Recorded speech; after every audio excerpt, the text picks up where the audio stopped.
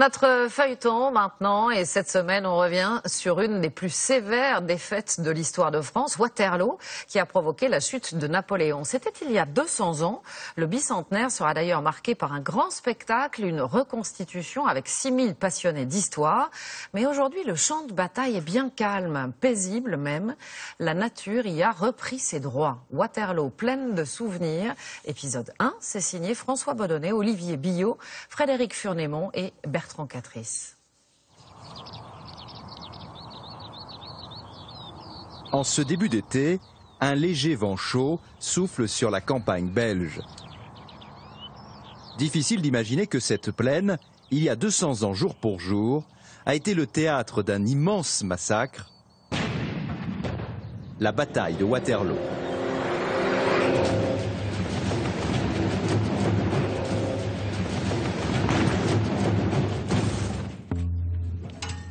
La plaine de Waterloo, Paul Van Acter, lui, il y est né.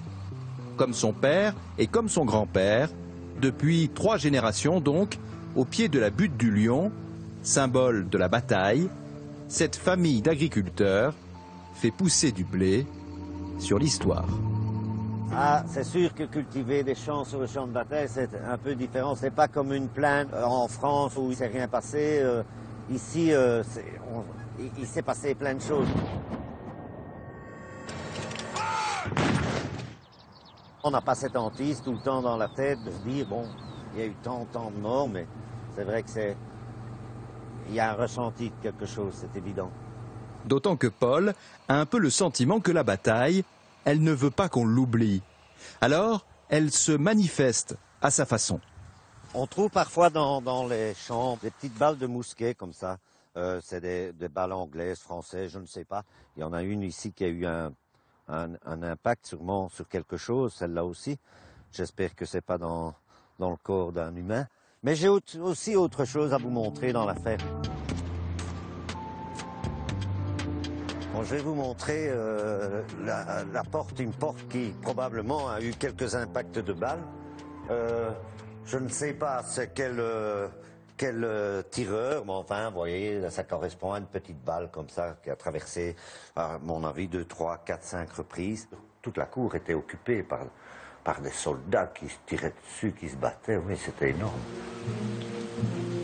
Ce 18 juin 1815, quand les soldats français arrivent sur la plaine de Waterloo, ils ont marché pendant des jours, sous la pluie. Ils n'ont rien mangé. Napoléon veut prendre Bruxelles. Les armées du duc de Wellington et du maréchal prussien Blücher lui barrent la route.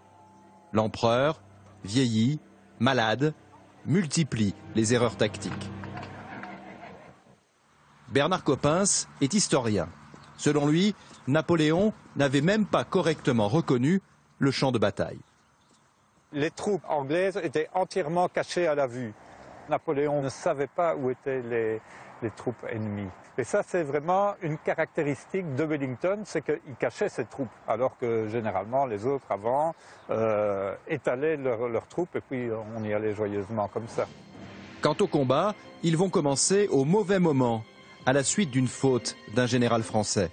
Les troupes étaient cachées par le relief et un général, pour rectifier la ligne, leur a donné l'ordre de monter, c'est-à-dire de se mettre en évidence.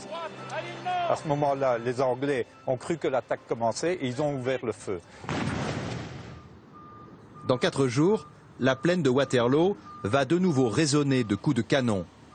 200 ans après, cette page d'histoire se rejouera en public. Arnaud Pouls sera l'un des grenadiers français. Dans la vraie vie, il est belge et militaire de carrière. Alors tout ça, c'est mon matériel de reconstitueur pour la bataille de Waterloo, copie à l'identique. Donc il y a ce qu'on appelle le sabre-briquet pour les troupes d'élite. Vous allez retrouver la baïonnette française. C'est une arme, je ne vais pas dire crapuleuse, mais ça peut faire énormément de dégâts. Il la trempe dans une bouse de vache et va la planter dans la jambe. Si le soldat ne meurt pas directement de ses blessures, il attrapera une septicémie et en mourra de toute façon quelques jours après la bataille. Reconstitueur historique, une passion à laquelle il consacre tous ses loisirs depuis 10 ans. On n'arrivera jamais à faire ce qui se passait à l'époque, puisque ils vivaient dans d'autres conditions que nous.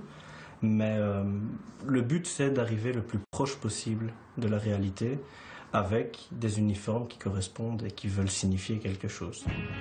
Cet après-midi, Arnaud part en uniforme pour une ville située à 30 km de Waterloo. Demain, il participera à la reconstitution d'une autre bataille, la toute dernière victoire de l'empereur.